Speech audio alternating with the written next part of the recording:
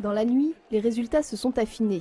François Hollande conserve sa première place avec 28,63%, talonné par le président sortant avec 27,18%. Marine Le Pen occupe la troisième position avec 17,9%, le meilleur score jamais enregistré par le Front National au premier tour des présidentielles. En 2002, son père n'avait obtenu que 7,86% des voix au premier tour. Le Front de gauche, déçu, obtient seulement 11,11%. En Essonne, la tendance est la même, sauf que l'écart entre les candidats socialistes et UMP est plus marqué, 5 points de différence contre 1,5 à l'échelle nationale. Pour la première fois depuis 1988, le PS dépasse la barre des 30%. Sans grande surprise, François Hollande cartonne à 46,5% dans le fief de Manuel Valls, son directeur de communication. Autre gros score pour le Parti socialiste, les Ulis, Massy et Palaiseau.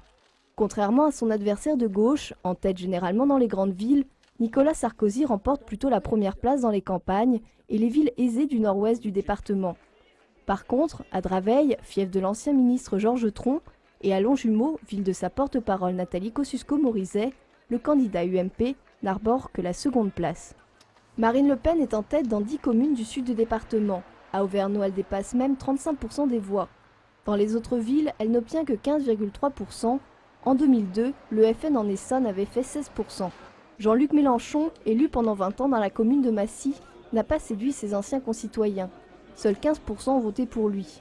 Par contre, à Grigny, fief communiste, le leader du Front de gauche enregistre son meilleur score départemental. Nicolas Dupont-Aignan, candidat de Debout la République et député maire de Hyères, a obtenu en Essonne 3,32%. Chez lui, il s'est imposé avec 0,4% de plus que François Hollande. Côté participation, les Essonniens se sont déplacés à 79,18%, enregistrant le même taux de participation qu'à l'échelle nationale.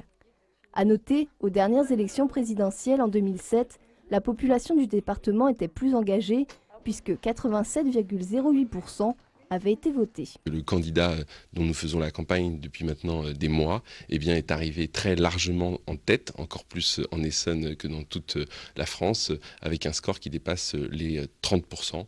Et donc c'est une bonne soirée électorale qui demande évidemment à être confirmée par le rassemblement qui s'est opéré dès hier soir avec Jean-Luc Mélenchon et Eva Joly, sur lesquels peut maintenant compter François Hollande.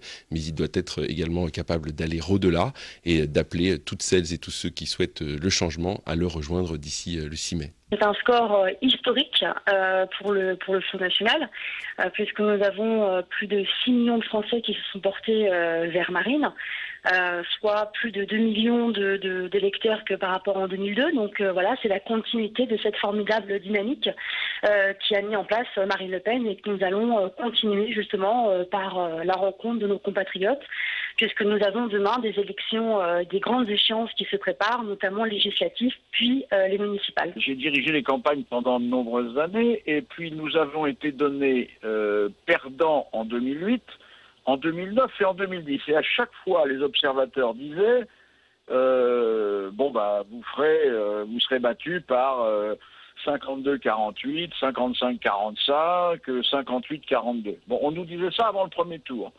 Et puis au premier tour, on faisait un score qui était déjà meilleur que celui qu'on nous attribuait. Et puis on se battait tellement dans la semaine entre le premier et le deuxième tour qu'on gagnait malgré les estimations. Eh ben, c'est exactement ce qui va se passer pour l'élection présidentielle.